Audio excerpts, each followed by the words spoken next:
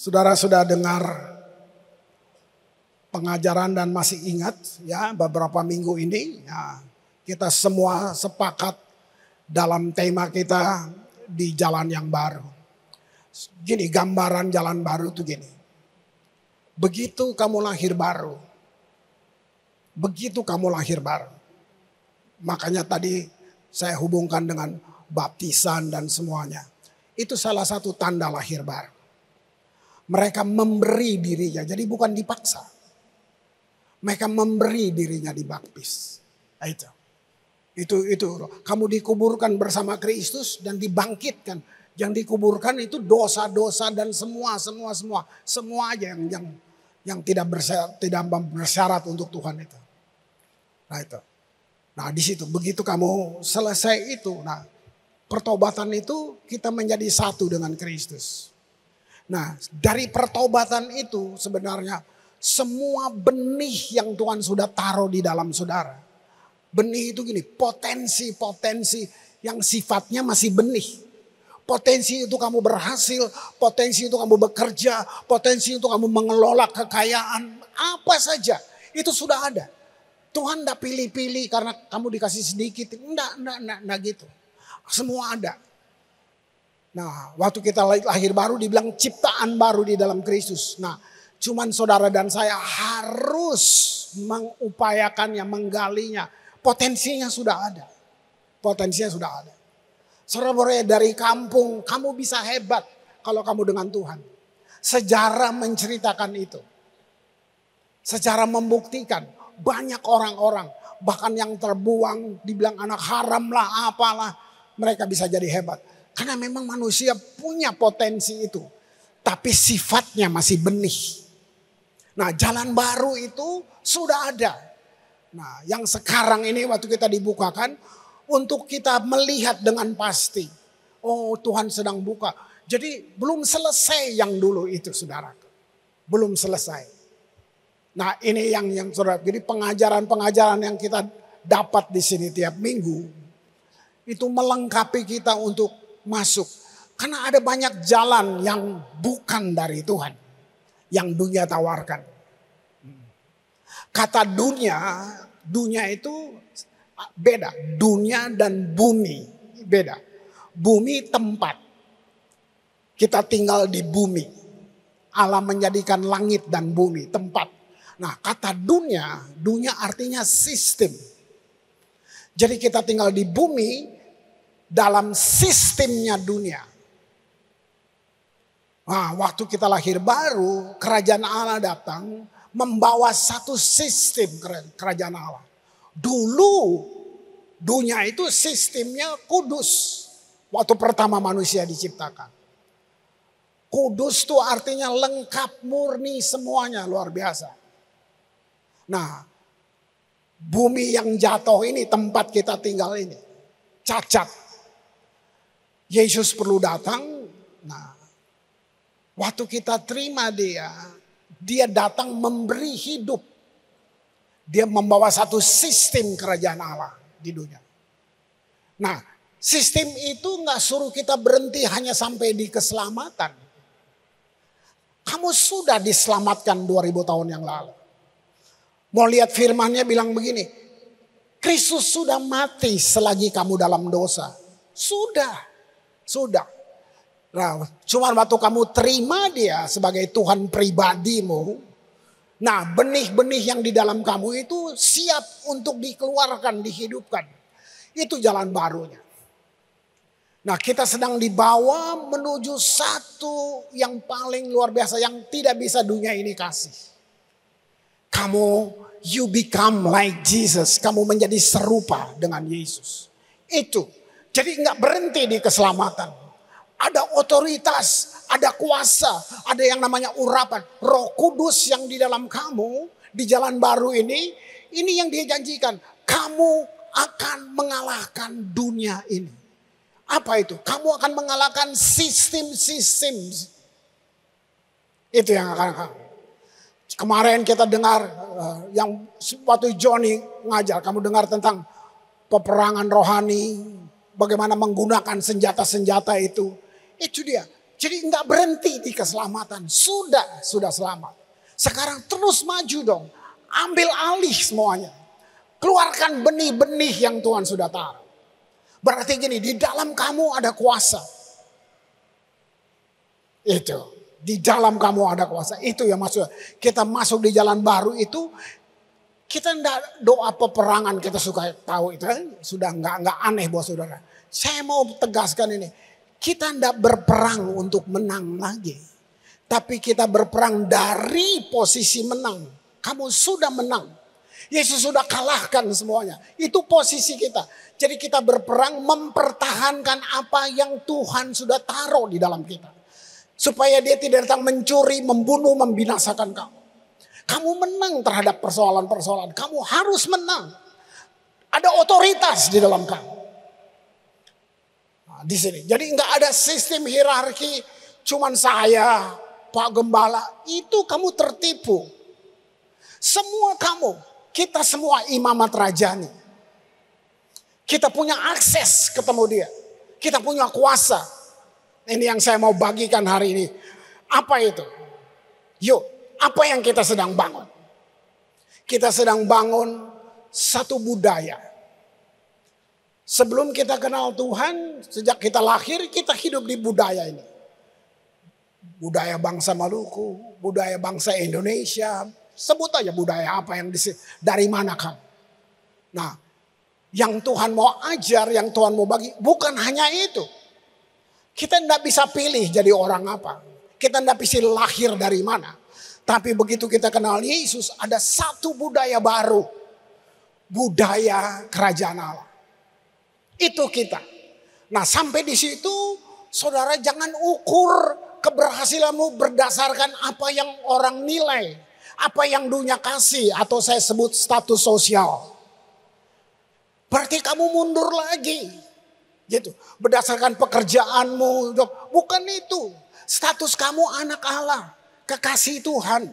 Sahabat Allah itu status. Itu identitas kamu. Nah, budaya ini perlu dibangun. Nggak gampang. Dia nggak jadi bulan depan. Walaupun kamu sudah ngerti. Karena terus ada apa ya? Perselisihan antara budaya yang sudah lama sejak kita lahir itu. Yang kayak kita dicetak dengan budaya-budaya itu. Ya kamu memang anak kampung. Itu cetakan. Dia pengaruhi kamu punya cara berpikir. Padahal kamu punya Yesus. Nah, ada banyak. Saya ambil penggal-penggal aja. Saya akan selalu ngomong ini. Kalau saya mengajar di sini. Hari ini saya akan bilang. Kita akan bangun satu budaya. Yang namanya harapan dan kasih. Itu dulu. Ya, gitu. Budaya akan membuka cakrawala pemahaman kita. Budaya yang kita bangun ini akan buka pemikiran kamu. Oh, ini ya yang Tuhan mau. Oh, ini ya yang Tuhan janji. Kok saya belum dapat? Ya belum, bukan berarti nggak dapat. Belum, berarti upayakan. Bangun, percaya. Gitu. Ayo. Kira-kira kalau saya pakai bahasa hari-hari kira-kira kayak gitu.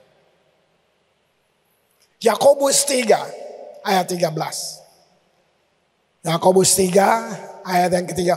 Siapakah di antara kamu yang bijak dan berbudi? Baiklah ia dengan cara hidup yang baik. Ini budaya kita. Kamu dikasih kamu bijak? Ada. Ya, berbudi? Ya, itu semua benih itu saya bilang. Mari hidup dengan cara yang baik. Lalu bilang gini, menyatakan perbuatannya. Bisa nggak? Bisa, benihnya sudah ada. Tinggal kamu keluarkan, tinggal kamu latih, tinggal kamu taat, kamu hidupi. Nyatakan perbuatannya oleh hikmat. Hikmat dia. Dia hidup di dalam kamu. Jadi kamu juga punya hikmat. Yang lahir dari kelemah lembutan. Ini ciri, ini karakter.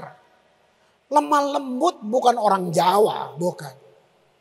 Kalau itu ukurannya orang Ambon gak ada yang lemah lembut semuanya dong.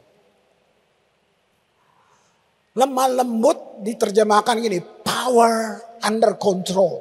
Itu lemah lembut. Lemah lembut itu orang buat semua yang gak baik, kamu sanggup balas dia. Kamu sanggup. Tapi kamu kontrol, kamu punya power, kamu punya kemampuan untuk kontrol itu. Enggak, saya enggak akan balas itu. Itu lemah lembut. Gitu. Bukan yang ngomongnya, nanti ngusir setan juga lembut. Setan, dalam nama Yesus, ayo keluar. Lo kok malah maju? Apa itu? Gitu. Itu saudaraku. Nah, yang saya mau buka ini dulu. Kalau kita nggak ngerti ini, banyak kita. Saya juga dulu begitu. Menjalani aktivitas kerohanian. Rohani loh. Ya. Aktivitas kerohanian setiap hari. Menurut interpretasi kita yang kita terima dari orang lain. Kita jalani hidup kerohanian kita hari-hari. Menurut interpretasi kita, ya, berdasarkan apa yang kita terima dari orang lain, ya, tanpa kita uji kebenarannya. Gini konkretnya, Pak Gembala yang bilang tuh, saudara terima buta aja gitu. Harusnya biarpun saya bilang, kamu uji, bener nggak tuh? Saya kasih hak itu. Nah gitu, loh sungguh saya memang berdoa, saya persiapkan, saya belajar.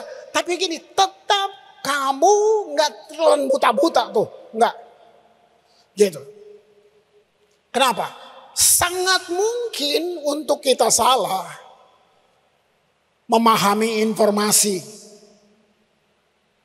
Apalagi informasi itu datangnya ribuan tahun. Misalnya sejarah Alkitab, sejarah gereja, gitu.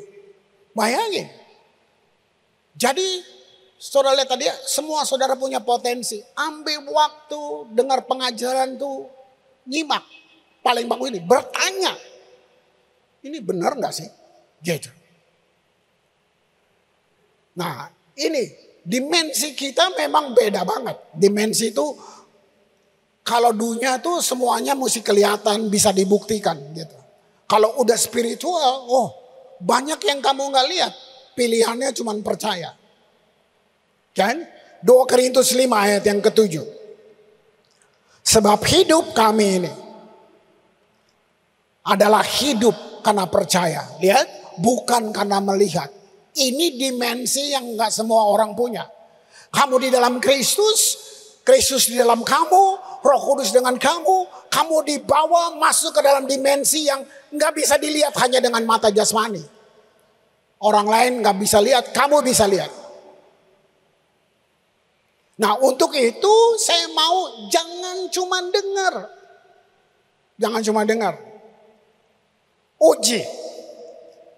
Nah sehingga kamu lihat, walaupun kita kelihatannya rohani semuanya, tapi karena kita telan buta-buta gitu, ada kata ini agitasi. Agitasi itu kayak gelisah, perilaku mau marah, mau menyerang. Ini benar nggak sih? Nah itu yang saya bilang agitasi. Kenapa? Karena kita nggak bertanya. Kamu punya Tuhan yang sama. Misalnya saya bilang gini, Tuhan bilang, sedap gak tuh kalau udah gitu ya?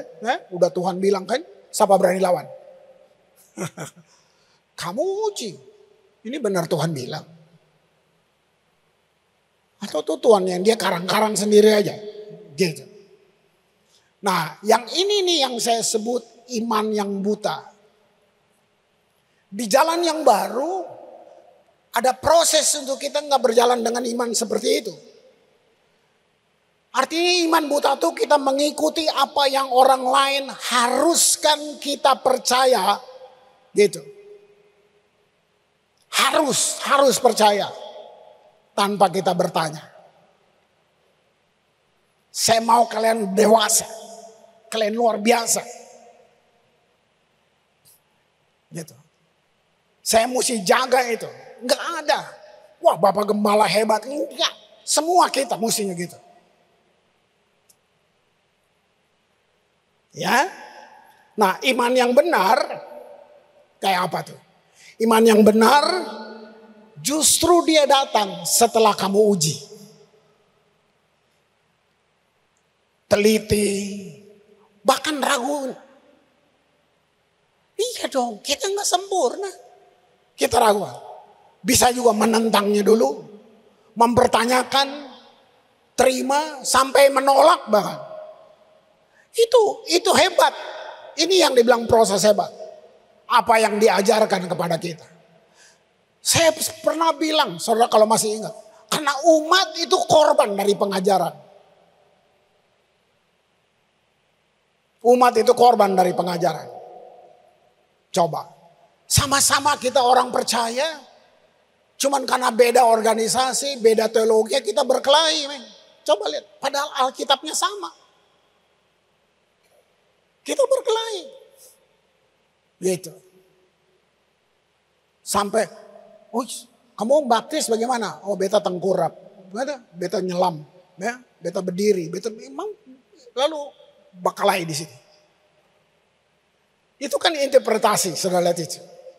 Ya, iman yang benar membutuhkan kerja keras dan pengorbanan. Pengorbanan itu maksudnya kamu nggak berhenti menguji. Itu maksudnya. Ya. Karena interpretasi yang salah akan menghasilkan budaya yang salah. Ya tidak. Lalu kita kehilangan makna. Saudara yang ikut perjalanan 31 tahun ini. Bayangin, mulai dari kecil berpindah-pindah sampai kita ada di sini. Kalau kita tidak berubah tambah, maksud kita tetap anak-anak, kita bisa jadi korban. Saya mesti bilang, si kunyuk itu dia panjang sabar, saya mesti tahu. Kamu bertumbuh secara usia, tapi kamu childish, kamu kekanak-kanakan secara spirit. Saya rindu kita semua saudara dan saya itu kita hamba Tuhan yang diurapi. Fungsi saya mengajar, mengembalakan saudara. Tapi saudara sama di mata Tuhan dengan saya. Wah. Nah saya mau ambil contoh ini tentang interpretasi tadi. Interpretasi aja. Ya, interpretasi yang salah. Ini contoh, ini saudara dengar khotbah saya. Yang puluhan tahun atau yang baru dengar. Bagaimana dengan ribuan tahun yang lalu. Ini lihat aja ya. Ini bukan Alkitabnya salah. Ini saya mau kasih lihat buat saudara. Tentang memikul salib. Mari lihat. Dua rasul yang hidup sama-sama dengan Yesus. Mereka punya penjelasan yang berbeda. Lihat. Yohanes 19 ayat 17. Ini tentang pikul salib. Sambil memikul salibnya ia pergi keluar ke tempat yang bernama tempat tengkorak. Dalam bahasa Ibrani Golgota. Yohanes bilang gitu. Jadi yang mikul salib sampai ke Golgota Yesus. Mari lihat Markus bilang apa. Markus 15:21. Pada waktu itu lewat seorang yang bernama Simon orang Kirene. Ayah Alexander dari Rufus. Yang baru datang dari luar kota. Dan orang itu mereka paksa memikul salib Yesus. Ini udah di Alkitab loh. Lihat. Yang satu bilang Yesus. Dan benar Yesus jatuh kan. Lalu ada Simon dari Kirene. Mereka panggil dia. Pikul. Kamu yang pikul. Nah dari dua pernyataan ini. Kisah mana yang sesungguhnya benar. Coba. Sehingga bilang Alkitab salah. Dua orang ini bisa tulis dari sisi yang berbeda. Ceritakan tentang perjalanan Yesus ke Golgota. Mana yang benar? Ini yang saya maksud. Makanya mau hamba Tuhan kayak. Mau dia ngaku dari sorga turun naik kayak. Baru dari langit ke-7 kayak. Uji. 2000 tahun lalu kisahnya aja udah beda gini. Bagaimana dengan kontradiksinya tentang kebangkitan? Mari lihat, ini kebangkitan. Markus dan Yohanes. Markus 16 ayat 2 bilang begini. Pagi-pagi benar pada hari pertama minggu itu setelah matahari terbit. Oke? Setelah matahari terbit. Sekarang kita lihat Yohanes 20 ayat 1. Pada hari pertama minggu itu pagi-pagi benar ketika hari masih gelap. Yang mana yang benar? Ayo. Yang mana?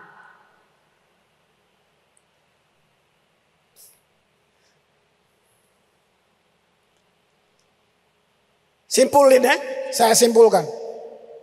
Bahwa ketidakkonsistenan sudah ada sejak awal. Sudah ada. Ini hanya untuk ingatkan kita bahwa manusia tidak selalu bisa diandalkan. Iya. Hormati saya sepantasnya, hormati Riz, Joji, sudah cukup. Kita sama. Jangan nyusahin gua. Waduh. Karena saya bisa ngerti. Nanti gila pendeta kayak dukun. Apa ditanya. Babi mati tanya pendeta segala macam. Enggak. Sama. Kita sama-sama. Ini jalan baru. Kita mau jalannya sama. Kita menuju hal yang sama. Kita punya benih-benih yang sama di dalam kita. Lihat. Nggak ada yang konsisten sejak awal. Nggak bisa selalu diandalkan. Ini ada di sepanjang sejarah. Baru saya senang banget. Berarti Alkitab adalah Roh Kudus sedang mengajar kita. Supaya yang kita andalkan cuma Tuhan. Orang-orang yang di Alkitab mereka juga punya kelemahan. Lihat itu. Ingat, ini berarti gini, kita dewasa di jalan yang baru ini. Kita orang yang kritis berpikirnya. Gitu. Luar biasa. Kisah Rasul 7 ayat 54. Ini masih saya bongkar hal-hal yang supaya saudara ngerti. Siapa yang mesti saudara andalkan? Oke? Ini peristiwa Stefanus waktu dia dirajam, dihukum mati. Dia bayangin tengah berdarah dia ngomong tentang Tuhan yang dia kenal. Ini kan kalau saya pakai kata agama di sini nih kalau saudara lihat. Lihat pemimpin-pemimpin agama, ahli-ahli agama itu. Lihat ketika anggota mahkamah agama itu mendengar semuanya itu, mendengar apa yang Stefanus bicarakan di atas. Lihat, sangat tertusuk hati mereka, maka mereka menyambutnya dengan gertakan gigi. Bayangin, orang cerita Tuhan lu malah benci. Orang cerita Tuhan yang hebat lu malah gertak gigi. Karena lu orang hebat di organisasi. Karena lu merasa lu jago banget Alkitab lu. Kalau kamu cuman baca Alkitab, Yohanes menulis Alkitab itu firman itu Tuhan. Jadi kita baca artinya jadi saudara mesti gelisah untuk ketemu Tuhan dalam firman. Kalau saudara nggak ketemu, saudara cuma baca tulisan. Kita cuma baca tulisan. Mau 5 pasal tiap hari percuma. Mesti saudara baca. Oh iya loh. Nah, itu keren banget. Itu keren banget. Jadi lihat bagaimana agama dijalankan tanpa mengenal kasih Tuhan secara pribadi. Akibatnya manusia kehilangan akal sehat. Lalu kita buat jahat dengan dalih membela agama.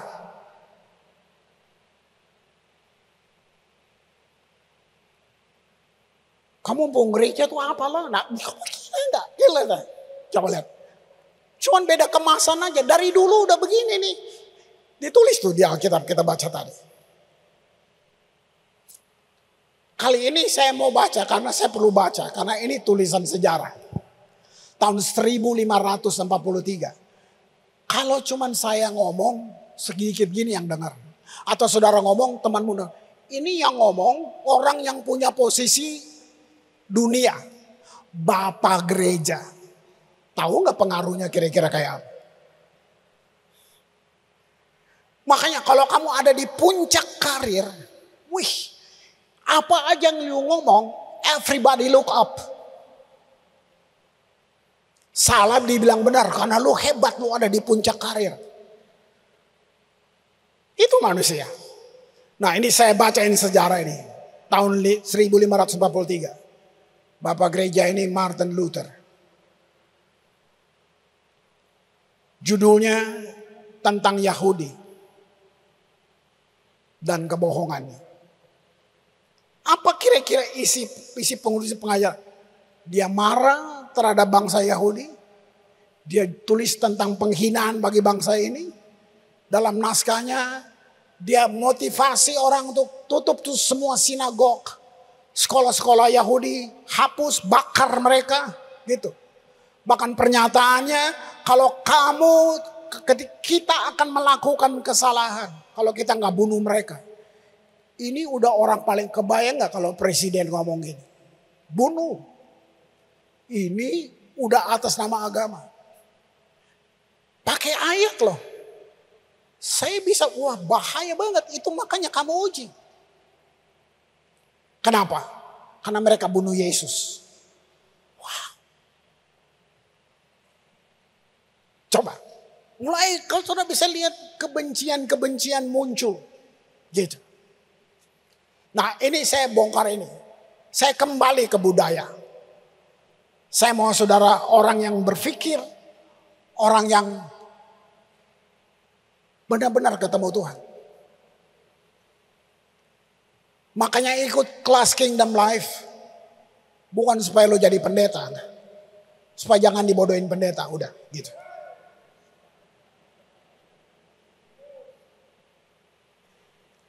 Lihat itu. Berapa dekade. Berapa coba. Dalam sejarah Alkitab digunakan. Untuk menanamkan pemikiran bahkan bahwa kulit hitam itu budak. Saudara, ini kan munculnya dari dalam orang-orang Kristen, dari gereja. Budak. Wow. Ngerti banget. Mereka lebih rendah dari orang kulit putih. Mereka bisa dijual. Ini sejarah. Saya nggak ngarang. Nah, padahal itu dimulai dari pergerakan Kristen. Ayo, saya kembali ke budaya apa sih yang mau kita bangun di Ambon. Setiap Kingdom Life dimulai dengan cerita visi gereja ini. Gereja di Ambon adalah komunitas yang menghidupi satu proses untuk menjadikan gereja ini model. Generasi dengar, anak-anakku, cucu-cucuku dengar. Kalian adalah generasi representasi kerajaan Kristus. Kalian mungkin, waduh nggak ada uang dengar, pinggirin dulu. Satu aja yang saya bilang, kamu sudah punya Yesus, kamu menjadi perwakilan, kamu representasi dari kerajaan Kristus. Sekarang sebagai komunitas rock ini, apa yang kita bangun? Ini semua dari perjalanan. Kita sedang bangun nama budayanya, penyembahan. Nah, penyembahan bukan lagu, bukan musik nanti. Sudah berkali-kali saya bilang, penyembahan bicara hubungan. Connected with God. Ini budaya yang kita bangun. Nah, budaya ini akan berdampak lokal sampai internasional, global. Ini yang kita mau bangun. Jadi tadi saya sengaja singgung dulu sejarah. Lalu kita pilihannya apa? Yuk kita mau bangun satu budaya. Orang-orang yang terhubung dengan Tuhan ada di sini. Orang-orang yang kenal dia secara pribadi bukan karena kata orang. Kita yang sedang berjalan di jalan yang baru adalah kita orang-orang yang connected with God. Ini budaya yang mau kita bangun. Baru visi kita mempenetrasi kota tuh ini. Jadi bukan orang harus datang ke gereja ini, salah. Tapi kota ini bisa aja isunya gini. Kamu udah ke situ belum? Ada apa emang? Ada Tuhan.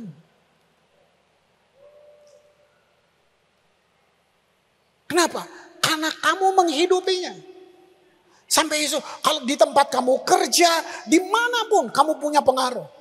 Sampai isunya nanti, mau cari karyawan, kamu mau cari sekretaris, mau cari jodoh, ke gereja itu.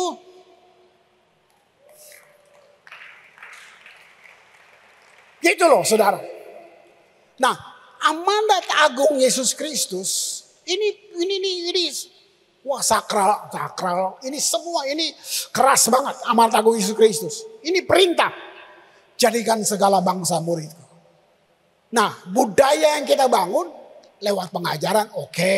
Pergi beritakan di mana kamu pikir. Tapi ini yang kita bangun, perubahan ini terjadi sejak konflik itu kan. Sejak Ambon berdarah itu. Kita fokus dengan worship. Nah, sekali lagi setiap kali saya bilang worship bukan tentang nyanyi. Tapi tentang kamu ketemu Tuhan. Kalau kita nyanyi tanpa ketemu Tuhan, itu penyembahan seperti lampu tanpa minyak. Nah, saya ambil contoh ini, tentang worship ini, budaya ini. Waktu Tuhan membebaskan Israel dari perbudakan. 400 tahun 2 juta orang jadi budak. Budak ribuan tahun lalu asli gak ada nilainya. Budak pada masa itu kalau tuannya kedinginan, budak bisa dipanggil, perutnya dibelah untuk menghangatkan kakinya. Sampai segitu budak. Nah, bagaimana satu bangsa yang sudah kehilangan identitas ini, Tuhan mau ubah mereka menjadi anak-anaknya. Mari kita lihat Keluaran 9 ayat yang pertama. Berfirmanlah Tuhan kepada Musa. Tahu nggak, Musa juga budak. Musa lari keluar, dikejar. Terus hidup sama mertuanya, gembalakan kambing domba. Tuhan datang buat gembala ini, yang namanya Musa ini. Terus ini dia bilang gini, pergilah menghadap Firaun. Musa tahu siapa Firaun. Bukan gak tahu, tahu banget. Dia pernah tinggal di situ. Dia dibesarkan dengan hikmatnya Mesir. Musa sangat tahu kayak apa. Bayangin, kamu bisa bayangin tabrakannya, mentalnya dia kayak apa waktu Tuhan panggil itu. Makanya dia gak langsung bilang yes, enggak. Itulah manusia, keterbatasannya kan. Terus berbicara kepadanya. Beginilah firman Tuhan, Allah orang Ibrani. Biarkan umatku pergi supaya mereka beribadah kepada. Apa beribadah? Yang saya bilang tadi, hubungan. Beribadah tuh kamu dan Tuhan menjadi satu. Itu ibadah. Nah, lihat terjemahan lainnya. Ini keren banget. Di Indonesia nggak ada. God says to Moses, go to Pharaoh and tell him, God, the God of the Hebrew says, release my people so they can worship me. Wow. Ini beda dengan, ini saya bilang lost in translation, selalu ada. Dari aslinya berubah-berubah. So they can, apa worship saya bilang tadi? Connected with God. Gitu. Saya ulang, saudara udah bosan dengar ini.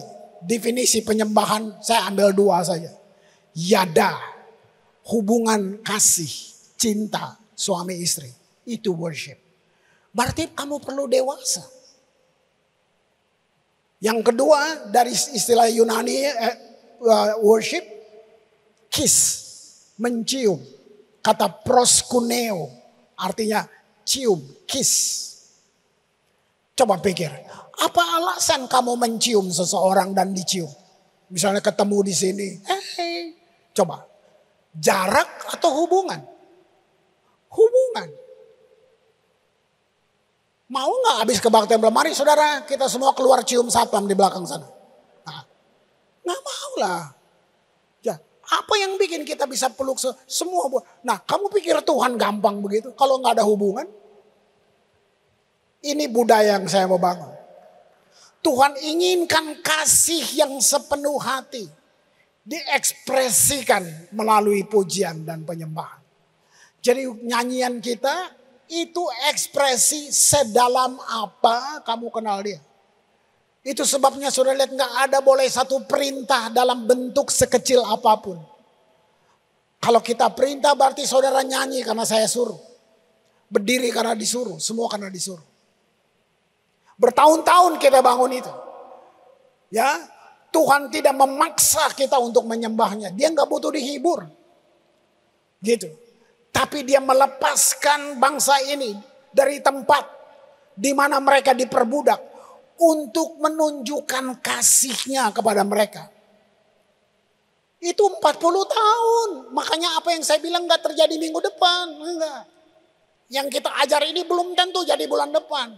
Tapi kita mulai membangun masa depan. Untuk generasi, saya bukan membangun masa depan untuk kamu. Apa saya masih bisa hidup? Saya nggak tahu. Tapi saya bangun kamu untuk masa depan.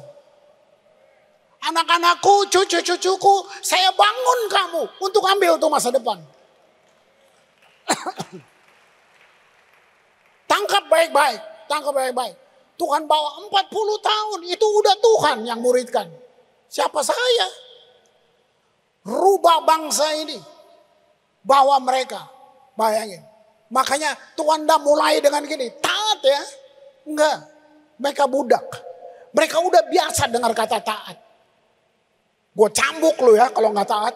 Kamu buat itu di rumah dengan anak-anakmu. Papa gak kasih kamu itu ya kalau kamu gak taat. Mama gak kasih. Itu saudaraku. Tuhan mulai. Bukan dengan Tuhan mulai dengan Israel. Dengan kata ini. Dengarlah Israel. Tahu nggak kamu punya Tuhan yang so romantic. Tuhan yang sangat lembut. Salah satu suara Tuhan adalah kasih. Lewat hubungan dia didik bangsa ini untuk merubah budaya budaknya. Menjadi anak, menjadi kekasih, menjadi warga kerajaan Allah. Tuhan ingin bawa Israel ke dalam satu gaya hidup hadiratnya. Coba lihat di padang gurun. Tiang awan dan tiang api. Lihat itu gambarnya. Wow. Ini gaya hidup Tuhan. Siang pakai awan. Lihat itu. Di padang gurun panas banget kalau siang. Lihat awan. Itu apa awan? Malam api. Ini apa? The presence of God. Itu tanda saya hadir dengan kamu. Saya hadir dengan kamu. 2 juta orang begitu lihat mereka langsung. Itu cuma Tuhan mau, kalau Tuhan tuh sebenarnya kayak mau peluk bangsa pilihan. Kamu gak berdoa, dia tetap ada dengan kamu. Kamu gak baca Alkitab, dia ada dengan kamu. Kapan? Sejak kapan? Sejak kamu bilang dia Bapa.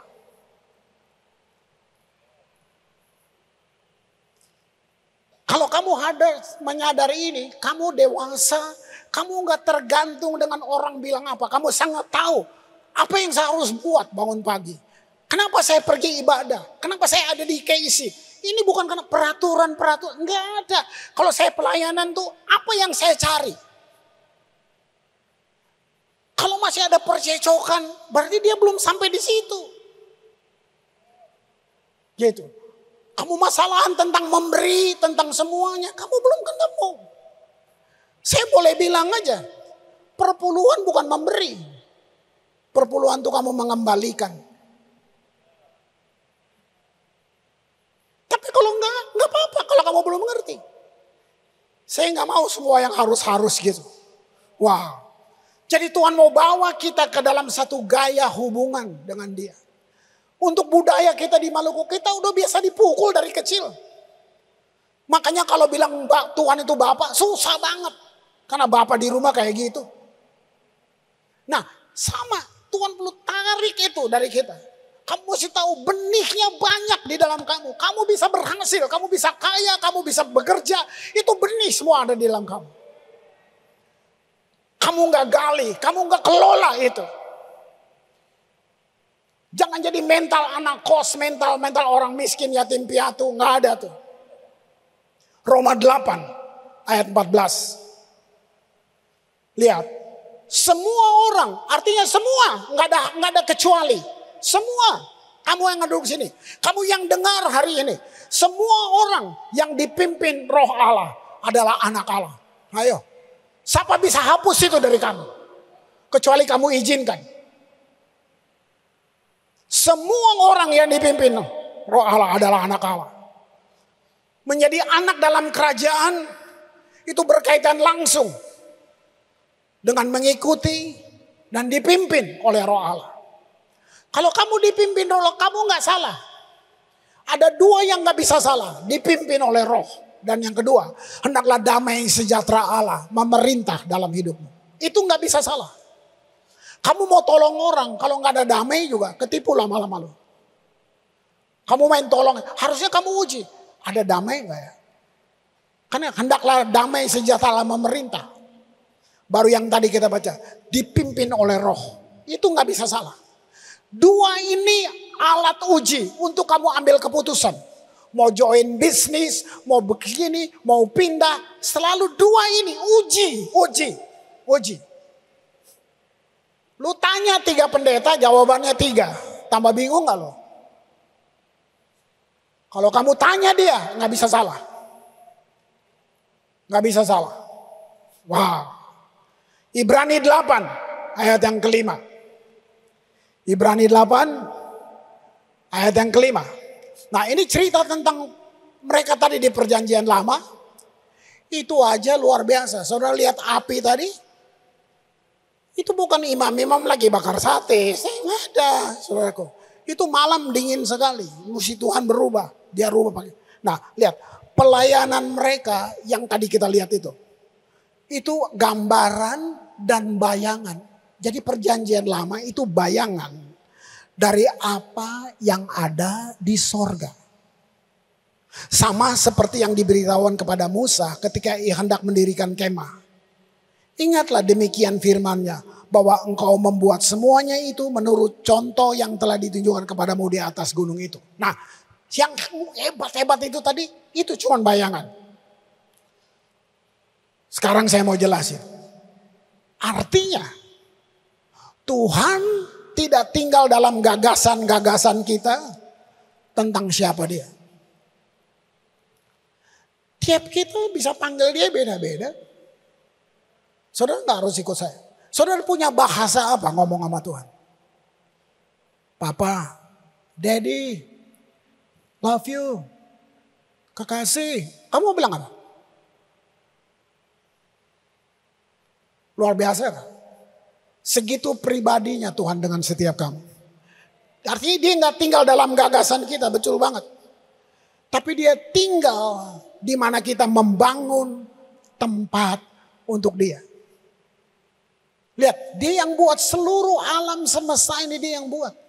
Tapi dia pilih untuk tinggal di dalam kita. Kenapa dia pilih di hati? Kenapa dia gak pilih tinggal di pikiran?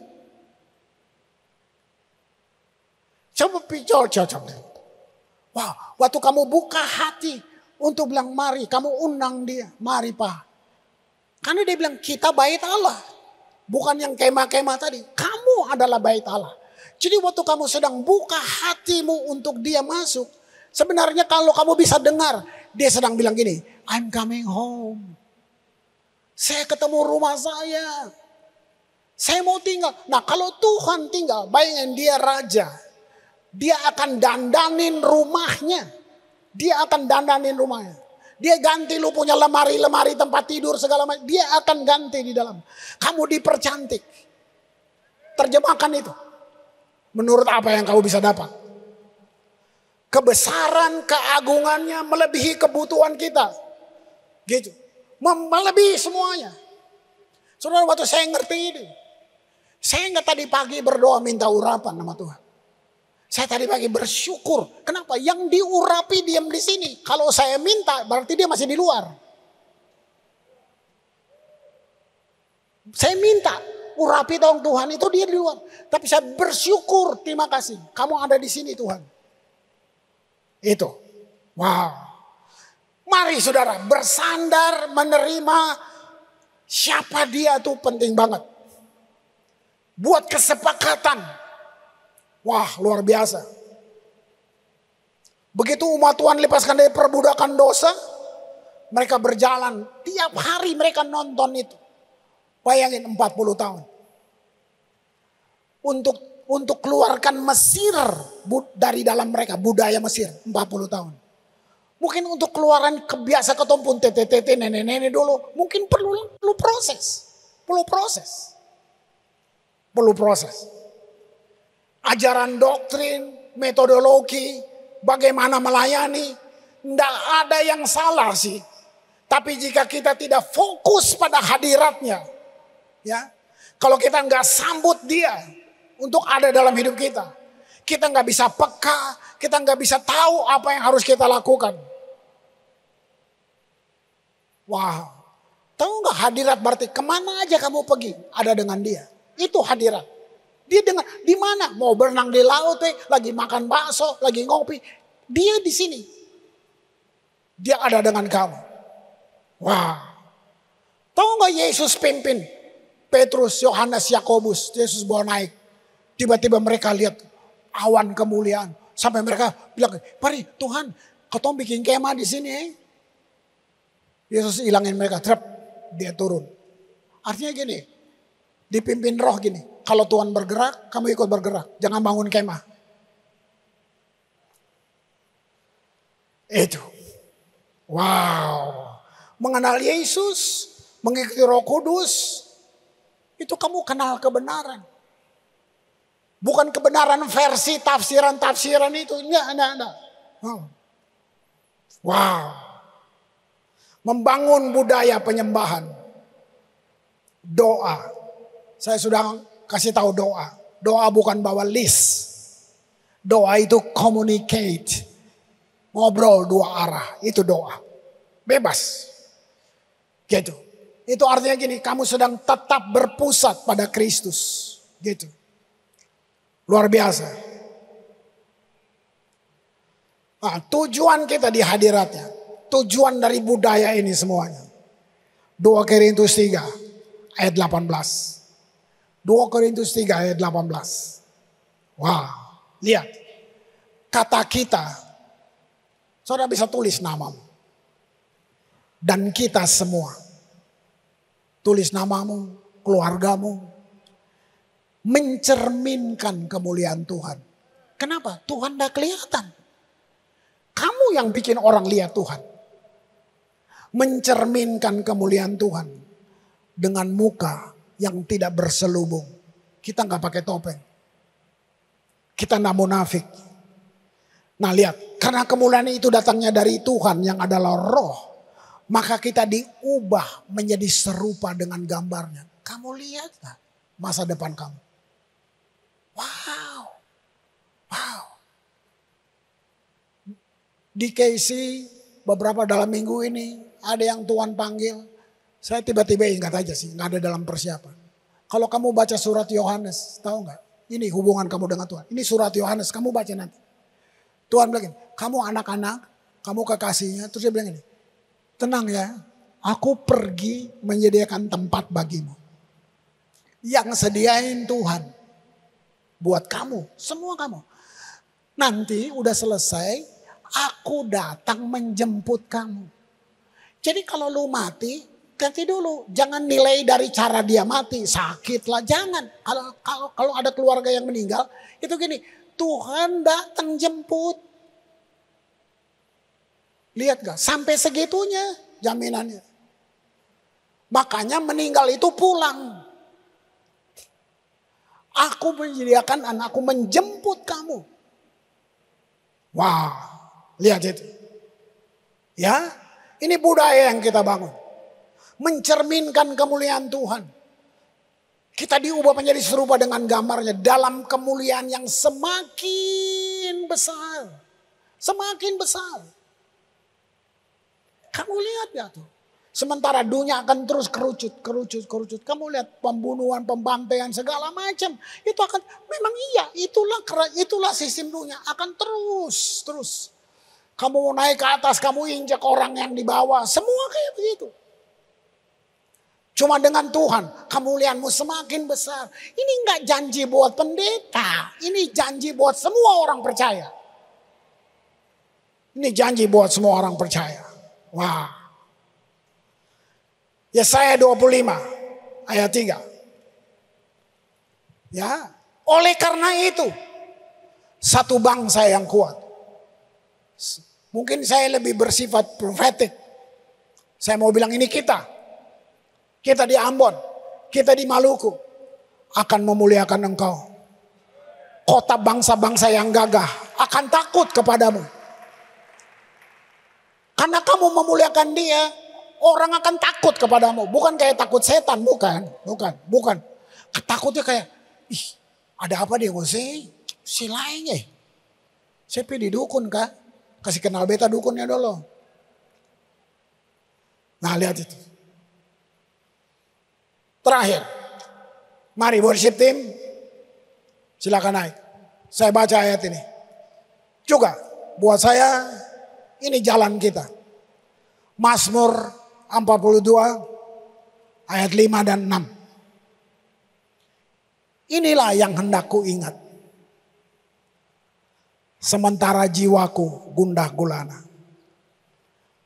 Bagaimana aku berjalan maju dalam kepadartan manusia. Mendahului mereka. Melangkah ke rumah Allah. Dengan suara sorak-sorai. Dengan nyanyian syukur. Dalam keramaian orang-orang yang mengadakan perayaan. Wow, saudara bisa lihat. Datang ke Tuhan merupakan kerinduan. Bukan persyaratan keharusan supaya dia sayang kamu. Wah itu tipuan. Kamu cuma rindu. Kamu cuma mau datang. Kamu sayang dia, kamu tahu gak dia lebih sayang? Coba duduk pikirin itu. Kemarin hari Sabtu, istri saya dia mesti berobat. Jadi dia berangkat. Jam 7 pagi dia jalan. Saya nonton worship Bill Gaither dari jam 7 sampai setengah 4 sore. Joji datang jemput saya. Mau lihat persiapan sih. Nonton sampai tidur bangun terus saya nonton terus puter. Saya bilang gila Tuhan ya. Indah banget. Makanya resapi nyanyian. Buat saya nyanyian itu pengajaran. Sebenarnya khotbah dalam kemasan seni nyanyian. Kalau kamu nikmati itu. Wow. Tuhan tidak dalam gedung ini. Kamu masih pulang nanti dengan dia. Kamu pergi makan dengan dia. Semuanya. Kemarin saya dikirimin WhatsApp. Salah satu anak rohani. Dari Jakarta. Dia dadakan aja. Dia tulis gini. Mau sharing om. Saya dalam perjalanan ke sekretariat. Di mobil. Saya lihat langit bagus banget. Biru. Saya suka banget. Terus dia bilang saya ngobrol di dalam mobil. Tuhan terima kasih atas kesempatan. Untuk masih bisa lihat. Yang indah ini. Dia bilang gitu. Terus tahu gak dia bilang. Tuhan ngomong gini dalam mobil. Dia bilang. You pray or not. I'm with you. You read Bible or not. I am with you. You love me or not. I am with you. Because you have received me as your father. Dia nangis. Saya bacanya juga nangis. Dia bilang, saya tahu banget om Tuhan seperti itu.